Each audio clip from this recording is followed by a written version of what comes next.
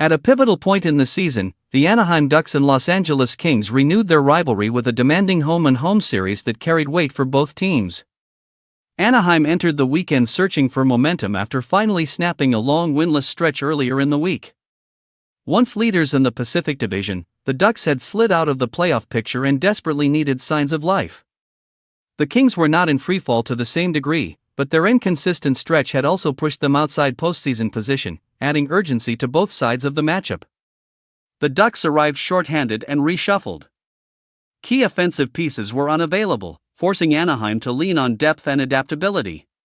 The roster changes reflected a team trying to survive rather than dominate, but the response on the ice was encouraging. Lukas Dostal delivered a composed performance in the opener, turning aside quality chances and keeping the Ducks alive long enough to secure a shootout victory. Ville Husso followed with a steady outing the next night, reinforcing Anaheim's renewed commitment to structure and discipline.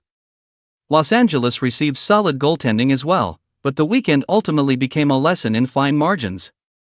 Known for their defensive detail and low event style, the Kings attempted to suffocate Anaheim through tight gaps and patient positioning. The Ducks countered by simplifying their approach, chipping pucks deep when clean entries were denied and committing to retrievals below the goal line. It was not flashy, but it was effective. One of the biggest revelations for Anaheim was Beckett Sennecke.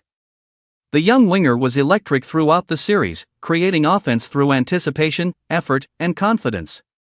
He seemed to arrive at loose pucks a split second before everyone else, either already in possession or perfectly positioned to collect it. His awareness in traffic, combined with skill and competitiveness, allowed him to fill a significant portion of the offensive void left by missing stars.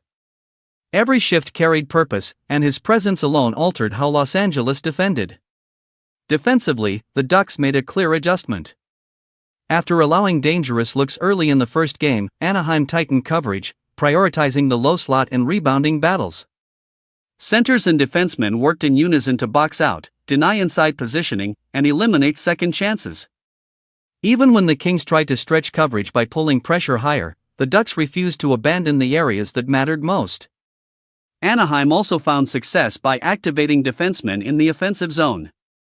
Increased involvement disrupted coverage, extended possession, and allowed the Ducks to dictate pace rather than chase it.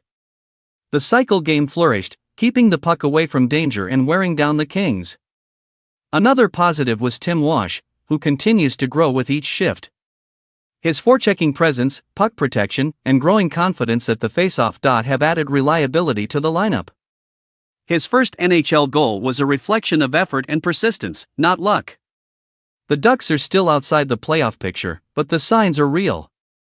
With renewed structure, emerging youth, and growing confidence, Anaheim has given itself a chance to keep climbing as the season moves forward.